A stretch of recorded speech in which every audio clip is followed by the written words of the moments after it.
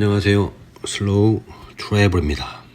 이번 영상은 수소전기차 현대 넥소 3년 3개월, 순수전기차 테슬라 모델 3 롱레인지 2년 4개월 동안 사용해본 후기를 말씀드려보려고 해요.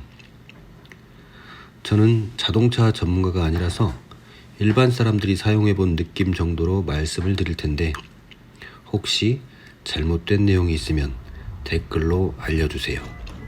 그리고 구독과 좋아요 눌러주시면 복 많이 받으실 거예요.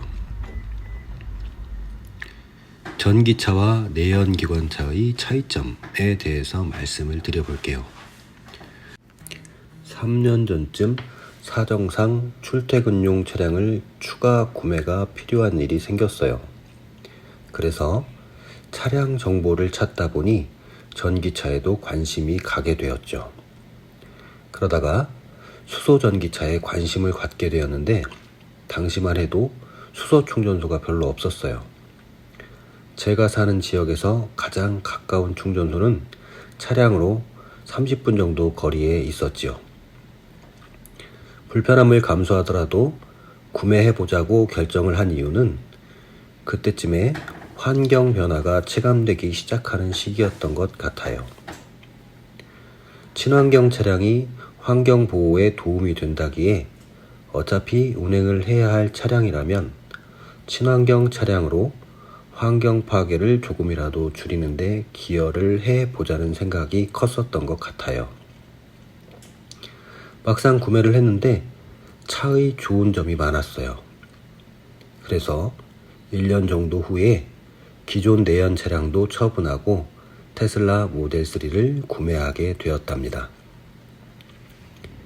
많은 분들이 생각하시는 전기차의 장점이 조용한 점이라고 생각하시는 것 같은데, 맞긴 하지만 막상 주행을 해보면 주행 풍절음이 있기 때문에 엄청난 기대에는 못 미치는 느낌이 들어요. 제가 생각하는 전기차의 가장 큰 장점 중에 하나는 엔진의 떨림이 없는 점이에요. 내연기관차로 주행을 하다가 신호 대기 또는 잠시 정차할 때 느껴지는 떨림은 주행 중에 크게 느끼지 못할 뿐 계속 우리 몸에 전달되고 있을 텐데, 전기차는 엔진이 없어서 그런 꾸준한 작은 진동이 느껴지지 않는 것 같아요.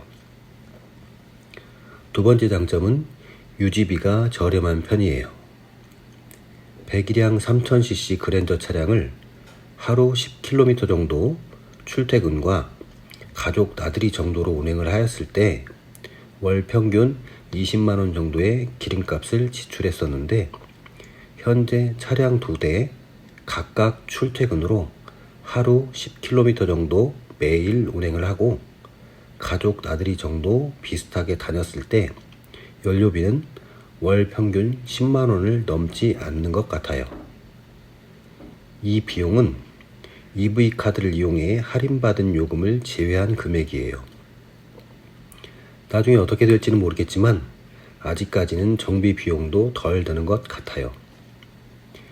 타이어와 와이퍼, 에어필터 정도 말고는 정비소에서 지출하던 비용이 안 들어가는 것 같아요. 현재까지는 공영주차장의 주차료와 고속도로 통행료 50% 할인도 되고요. 자동차세가 대당 연 13만원 정도 들어가고 있어요. 그랜저를 처음 샀을 때 70만원 정도 세금을 냈던 기억이 있는데, 그에 비하면 지출이 줄었어요. 물론 내연기관차는 연식이 지나면서 세금이 줄어들었는데, 전기차는 연식이 지나도 세금은 그대로이긴 해요. 이건 순전히 개인적인 생각인데, 차량은 소모품 같은 재화인데 처음에 취등록세를 냈는데도 불구하고 매년 세금을 내는 것이 맞는지 좀 의아하긴 해요. 집에 텔레비전 사면 매년 텔레비전 세금 내고, 냉장고 사면 매년 냉장고 세금을 내지는 않잖아요. 보험료는 포함하지 않았지만 어쨌든 현재까지 차량 유지비는 이전 그랜저 차량 한 대 유지비보다 적게 들어가는 느낌이에요. 수소전기차 넥소 3년 사용기에 대해 말씀을 드려볼게요. 2020년 7월에 차량을 출고받았어요. 구매할 때 2가지 트림 중 선택하게 되어 있어서 다른 현대차처럼 옵션 선택에 대한 고민이 없어서 좋았어요. 구입 당시에는 상위 트림을 선택하면 썬루프까지 포함된 풀옵션이고 해당 모델을 구매했었어요. 넥소의 옵션에 대해서 말씀을 드려볼게요. 우선 주행보조 시스템이 있어요. 모드 버튼을 누르고 크루즈 모드가 되면 핸들 버튼을 마이너스 쪽으로 누르면 현재 속도로 주행보조 시스템이 작동되는데요. 앞차와의 거리에 따라 속도를 조절해주고 차선에 따라 방향도 조향을 해줘요. 고속도로 등에서는 제한속도 이상으로 주행보조 시스템 속도를 설정해 놓았는데 과속 카메라가 있을 때 해당 구간만 제한속도에 맞춰 지나가주는 스마트한 기능도 있고요. 현대차에서는 이 기능을 HDA라고 부르는 것 같아요. 국도나 지방도에서도 작동을 하는데 신호대기 등으로 앞차 뒤에 정차하면 출발은 수동으로 버튼이나 가속 페달을 눌러줘야 해요. 테슬라의 오토파일럿 기능과 비교를 해보면 테슬라는 차로 중앙에 맞춰가고 넥소는 차선을 벗어나지 않게 가는 것 같은 느낌이 있어요. 테슬라는 차가 운전하고 운전자가 감시하다가 돌발 상황에 대응하는 느낌이라면 넥소는 운전자가 운전하고 넥소는 차선을 벗어나는 것을 막아주는 등 운전자를 도와주는 느낌이에요. 썬루프는 앞쪽만 열리고 개방감이 크지는 않지만 바람 맞지 않으며 공기 순환하기 좋은 느낌이에요. 전좌석 온열 시트, 앞열 쿨링 시트도 있고 오토 라이트와 오토 하이빔도 포함되어 있어요. 측후방에 차량이 가까이 있으면 사이드 미러에 경고등이 들어와 사각지대 사고 위험을 알려주는 기능도 있고요. 카플레이도 지원하고 서라운드 뷰를 통해 차량 주차나 좁은 공간을 통과할 때도 유용하지요. 좀 아쉬운 부분은 메모리 시트 기능과 우적 감지 와이퍼 기능이 없는 점이네요. 저는 개인적으로 순정 상태 유지를 좋아하는 편인데 후진할 때 띵, 띵, 띵, 띵 하는 경보음이 너무 커서 부담스러웠어요. 찾아보니 통합 모듈이라는 장치를 설치하면 그 소리를 없앨 수 있다고 하여 업체에 방문하여 10몇만 원가량 주고 장착을 했는데 이 장치가 매우 만족스러워서 말씀을 좀 드려볼게요. 우선 후진 경보음을 끄고 켜는 게 가능해요. 저속 주행 때 나는 지잉 하는 가상 엔진음이 있는데 이것도 켜고 끄는 게 가능해요. 주행 보조 시스템 사용 중 정차 시 자동 출발, 즉 스탑 앤 고 기능이 가능해져요. 오토홀드 기능이 시동이 꺼졌다가 다시 켜면 풀려 있는데 시동을 켜면 마지막 상태로 유지하는 게 가능해져요. 즉 오토홀드 상태로 계속 유지시킬 수가 있어요. 후진 기어를 넣으면 자동으로 오토홀드 풀리고 비상 깜빡이가 전멸되었다가 파킹이나 드라이브 모드로 바꾸면 비상 깜빡이 꺼지고 오토홀드 설정도 원래대로 돌아와요. 이 장치는 설치 시간도 오래 안 걸렸고 들인 비용 대비 기능이 너무 유용해서 아직까지도 이 차에 가장 좋았던 추가 장치라는 생각이 들어요. 최근에는 알리익스프레스에서 무선 카플레이 장치를 하나 구입했는데 이것도 만족스러워서 말씀을 드려볼게요. 넥소는 유선으로 카플레이를 지원하는데 이 공간에 무선 카플레이 장치를 넣고 뚜껑을 닫으면 보이지도 않고 설치도 이게 끝이에요. 처음에 한번 폰을 연결하고 그 다음부터는 시동을 걸면 바로 연결이 되어 무선 카플레이를 사용할 수 있고 내비게이션의 딜레이도 느껴지지 않아서 추천할 만한 장치라는 생각이 들었어요. 다음은 충전에 대한 경험에 대해서 말씀을 드려볼게요. 수소 차량 하면 충전 때문에 못하는 거 아냐? 라고들 많이 생각하시는 것 같아요. 처음 구매했을 때는 충전하는데 왕복 1시간 이상이 소요되었어요. 그런데 한 달에 한 번 정도 충전하면 되는 상황이어서 가족들과 나들이 삼아 나가서 충전하고 밥 먹고 들어오는 정도의 느낌이어서 나쁘지는 않았어요. 지금은 주변에 10분, 15분, 20분, 30분 거리 등등의 충전소가 있어서 충전은 전혀 불편하지 않아요. 제가 사는 곳이 지방이라서 그런지 몰라도 충전하러 가서 기다리는 일도 거의 없었어요. 충전소에 가면 5분 정도면 충전이 되고 95% 정도 충전을 해 주시는데 그 정도면 600km 정도 내외로 주행이 가능해요. 3년 동안 우리나라 이곳저곳 다녀보기도 했는데 갑자기 늦은 시각에 연료가 부족한 상황에서 이동하는 경우가 아니라면 문제되는 경우는 없을 것 같아요. 넥소는 에너지 효율이 좋은 것 같아요. 테슬라는 시동 버튼이 없고 실내 과열 방지, 센트리 모드라는 주차 녹화 모드 등 주행 중이 아닌 경우에도 배터리를 소모하는 요소들이 있는데 넥소는 주차 중에 에너지를 소비하는 경우는 거의 없어 보여요. 지금은 실내 공간이 넓은 전기 차량도 나와 있지만 3년 전 기준으로 보면 전기차 중에 실내 공간이 넓은 차량이 넥소였던 것 같아요. 잠깐 주차하고 기다리는 시간이나 차크닉, 차박 같은 경우 내연기관 차량으로는 할 수 없는 경험으로 만족스러웠어요. 시동을 켜두는데 부담이 없어서 에어컨과 히터를 켜두고 공간을 쾌적하게 활용할 수 있는 점은 큰 장점이라고 생각돼요. 한 번은 늦가을에 캠핑장에서 차량 시동을 걸고 히터를 켜두고 에어 매트리스 설치하고 8시간 정도 자고 나니 주행 가는 거리가 30km 정도 줄어든 것을 확인하고는 매우 만족스러웠지요. 공간에 대한 이야기를 좀 해볼게요. 넥소는 재원상으로 보면 구형 스포티지보다 크고 산타페보다 작은 정도의 크기로 작지 않은 SUV 차량인데요. 막상 실내 공간은 그리 넓지 않은 느낌이에요. 수소 탱크가 뒷좌석 아래쪽에 자리하고 있어서 실내 공간이 그리 넓지 않아요. 트렁크 공간도 마찬가지라고 느껴지고요. 본네트 쪽은 수소연료 전지 스택 등 각종 장치들로 테슬라처럼 트렁크 공간은 없어요. 트렁크 쪽도 아래쪽에 수소 탱크가 있어서인지 별도의 활용할 만한 공간은 없어요. 골프채가 가로로 들어가지 않아서 대각선으로 넣을 수 있는데 3개 넣기가 어려웠어요.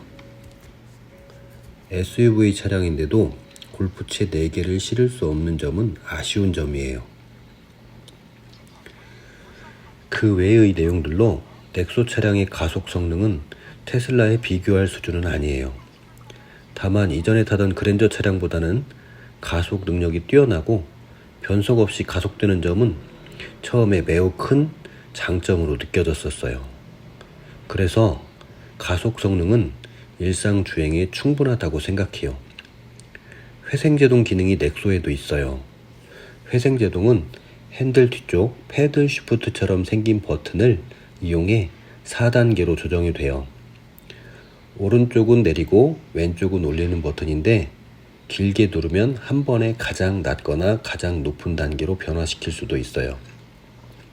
다만 회생제동의 강도가 강하지는 않아서 가장 높은 3단계로 놓아도 감속할 때는 브레이크를 사용해야 해요. 겨울철에 차량을 오래 세워뒀다가 탔는데 시동이 안 걸리는 경험이 저만 있는 건 아니죠? 넥소 운전석 왼쪽 아래에는 12V 배터리 리셋이라는 버튼이 있어요. 설명서를 보니 배터리가 방전되었을 때 누르면 시동을 걸 수 있는 상태로 만들어주는 버튼인 것 같아요. 긴급 출동을 부르지 않아도 된다는 말이죠. 마법이냐고요? 넥소의 차량 이동을 위한 배터리에서 전력을 시동용 12V 배터리로 보내 시동 가능한 상태로 만들어주는 건가 봐요. 이 부분은 아직 사용해 본 적은 없고 설명서만 보고 이해한 내용이라서 혹시 제가 잘못 알고 있는 거라면 댓글로 알려주세요. 테슬라 모델 3 롱레인지 2년 사용기에 대해 말씀을 드려볼게요. 2021년 6월에 테슬라 모델 3 롱레인지 차량으로 출고했어요. 옵션은 색상을 추가해서 출고했고 나중에 EAP라고 부르는 옵션인 향상된 오토파일럿을 추가했어요. 1년 정도 넥소 차량을 운행해보고 전기차에 대한 확신이 들어 기존 내연기관 차량을 정리하고 전기차만 보유하게 되었습니다. 자율주행 기능에 대해서 이야기를 해볼게요. 자율주행 기능의 아이콘이 된 듯한 테슬라는 이 기능을 오토파일럿이라고 해요. 스티어링 휠 뒤에 오른쪽 스틱이 기어 변속기인데 드라이브 상태에서 아래로 2번 내리면 오토파일럿 기능이 작동을 해요. 한 번만 내리면 앞차와의 거리를 유지하며 일정 속도를 유지해주는 스마트 크루즈 기능이 작동을 하고 2번 내리면 차선에 맞게 핸들 조향까지 해주는 오토파일럿 기능이 작동을 해요. 2번째 내릴 때 길게 내리고 있으면 현재 도로의 제한 속도에 차량 주행 속도를 맞춰서 주행을 해주죠. 그런데 이 기능은 차선을 변경하면 풀려요. 넥소에 있는 자동 주차 기능이나 리모컨으로 차량을 전후진시키는 기능도 안 돼요. 그래서 EAP라고 부르는 향상된 오토파일럿 기능을 나중에 추가로 구매했어요.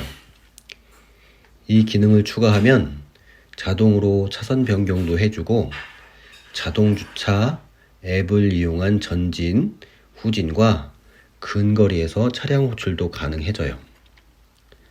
차량 내비게이션에 목적지를 설정하고 EAP를 작동시키면 고속도로나 자동차 전용도로에서는 경로에 따라 고속도로를 자동으로 빠져나가기도 하죠. 이런 기능이 출고 후에 언제든지 앱으로 구매해서 바로 추가가 가능해요. 비용을 많이 지불해야 하기는 하지만 그전에는 볼 수 없었던 멋진 기능인 것 같아요. 주행 거리와 충전에 대한 이야기를 해볼게요. 이때까지는 충전과 주행 거리에 대한 부담감이 있었던 것 같아요. 가장 멀리 갈 수 있는 롱레인지 모델을 선택했었죠. 차량 구매 전에 저희 아파트 충전기 상황을 미리 살펴보았어요. 완속 충전기가 8대 정도 있는데 주로 일반 주차장으로 사용되고 있었고 충전하는 전기차는 거의 볼 수 없을 때였어요. 집에서 충전에는 문제가 없을 것 같고 장거리 갈 경우만 잘 해결하면 될 것 같았죠. 처음 차량을 받고 100% 완충을 해보니 주행 가는 거리 570km라고 나왔어요. 넥소 완충 주행거리랑 비슷한 정도라면 전혀 문제가 없을 거라고 생각했죠. 실제로 느낌적인 비교를 해보면 같은 거리를 출퇴근만 했을 때 넥소는 6주, 테슬라는 4주 이내에 다시 충전을 해야 했어요. 물론 우리나라에서 일상적인 주행으로 부족하거나 불편한 정도는 아니라고 느껴져요.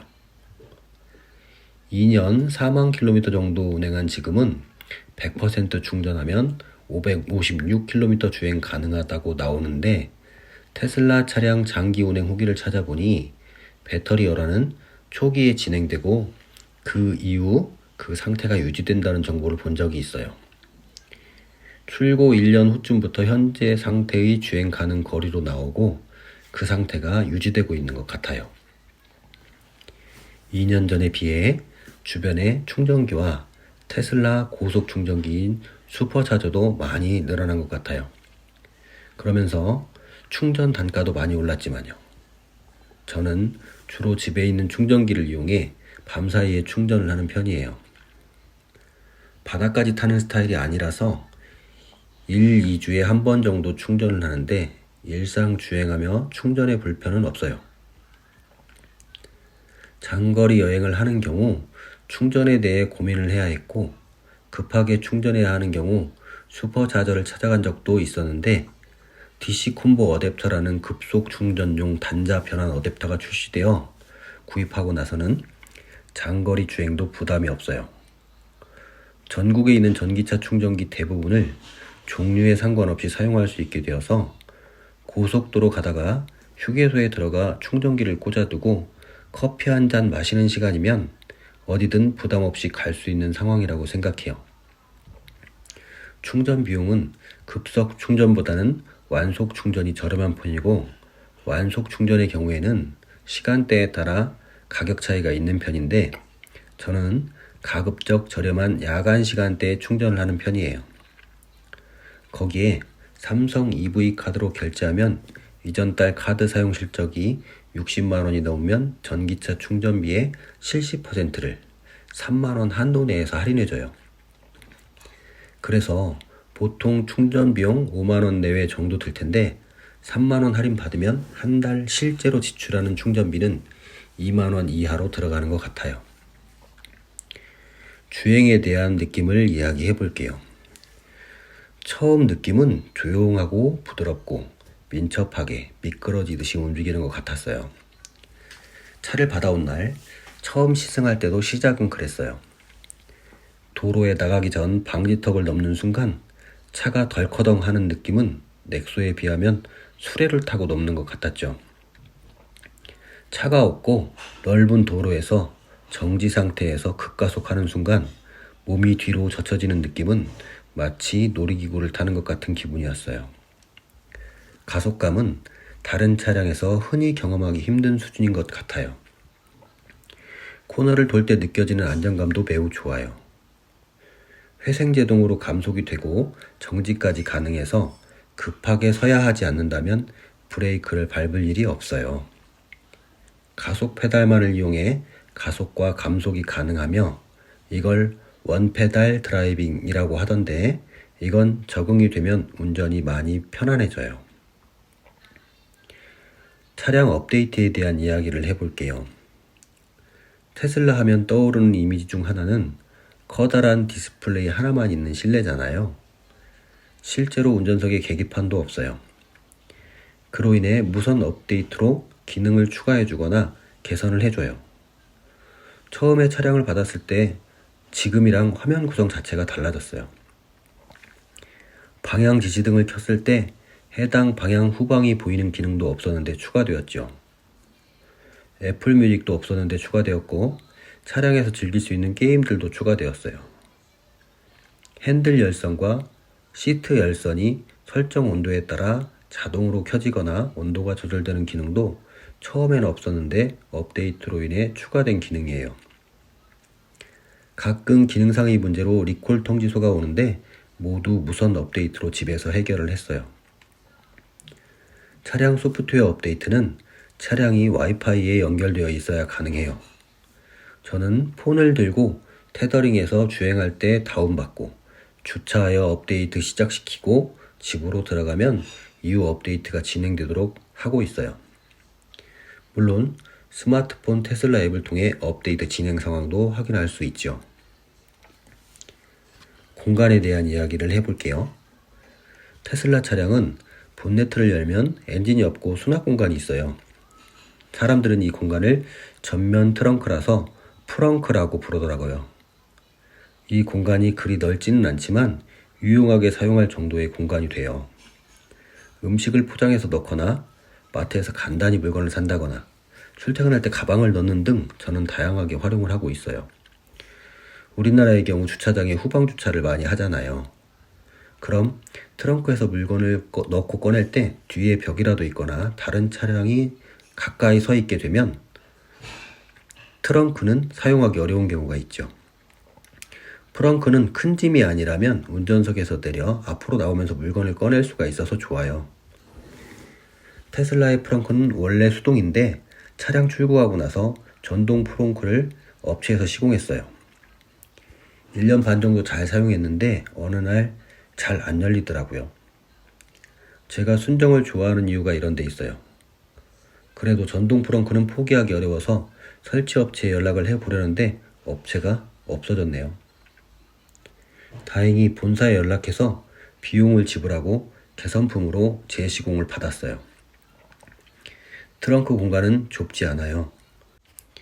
다만 옆으로 넓지는 않아서 볼프백이 가로로 들어가지 않아요. 대각선으로 놓으면 겨우 2개 들어가고요. 트렁크 아래 부분에 지하실 같은 공간이 있는데 이 부분의 공간도 상당히 넓어서 전체적인 트렁크 공간의 크기는 차량에 비해 상당히 넓은 편이에요.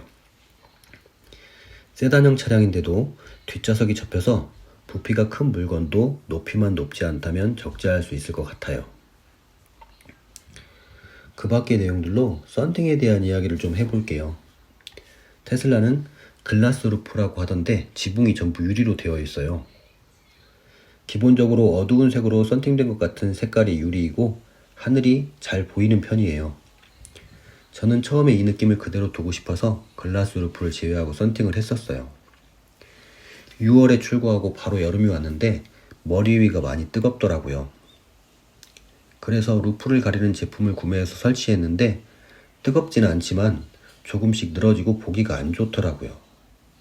저는 출고 상태 유지를 좋아하는 편이라 이건 얼마 못 가서 떼어버렸어요. 그리고 처음 썬팅한 집에 루프만 추가하려고 알아보니 따로 추가하는 비용은 처음에 한꺼번에 하는 비용에 비해 많이 비싸더라고요. 그래서 썬팅을 열차 단위 높은 필름으로 전체 다시 한번 했어요. 혹시 고민하시는 분들은 저의 사용기가 참고가 되실지도 모르겠네요. 넥소와 테슬라 모델 3를 비교해 볼게요. 주행 성능은 테슬라의 압승이라고 생각돼요. 차가 달리기 위해서 만들어진 물건이라고 본다면 테슬라의 성능이 훨씬 뛰어납니다. 승차감은 사람마다 기준이 다양하겠지만 가족이 이용하는 가정용 차량이라고 생각하면 부드러운 승차감의 넥소가 좋다고 느껴져요. 편의사양은 두 차량이 비슷해요. 서라운드 뷰 모니터나 사이드 미러 경고, 통풍 시트, 카플레이, 안드로이드 오토 등 지원은 넥소가 좋고 전자석 원터치로 작동되는 창문, 자동 열선, 운전자별 메모리 시트, 유튜브나 넷플릭스 시청 가능한 기능 같은 것들은 테슬라가 좋아요. 좌일주행 기능은 두 차량 모두 운전자의 피로감을 줄여주는데 많은 도움을 주는데 테슬라의 오토파일럿 기능이 조금 더 안정감이 있는 것 같아요. 전용 앱도 둘 다 지원하는데 기본적인 문을 열고 잠그거나 시동을 켜는 등의 기능은 모두 가능한데 테슬라는 앱을 설치하고 등록하면 스마트폰을 자동차 키로 사용이 가능해져서 이 부분은 테슬라의 기능이 우수한 것 같아요. 스피커는 두 차량 모두 훌륭하고 만족스러워요. 음악에 대한 식견이 높은 것도 아니고 고민 없이 음악 듣는 사람의 귀라서 자세히는 모르겠지만 테슬라에서 듣는 음악이 조금 섬세한 느낌은 있는 정도로 느껴지네요. 문을 여는 손잡이는 넥소가 좋아요. 테슬라 손잡이는 처음 타는 사람은 어찌해야 할지 몰라 당황스럽고 매일 타는 사람도 편안한 손잡이는 아니에요. 수소 전기차 현대 넥소 3년, 테슬라 모델 3 2년 사용한 일반인의 소감을 정리해서 말씀드려 보았어요. 이 영상에 담은 내용은 저희 느낌과 생각에 따른 개인적인 견해임을 다시 한번 말씀드리고 내용 중에 오류가 있을 수도 있음을 참고해 주세요. 혹시나 영상을 통해 도움이 되시는 분들이 계시면 좋겠네요.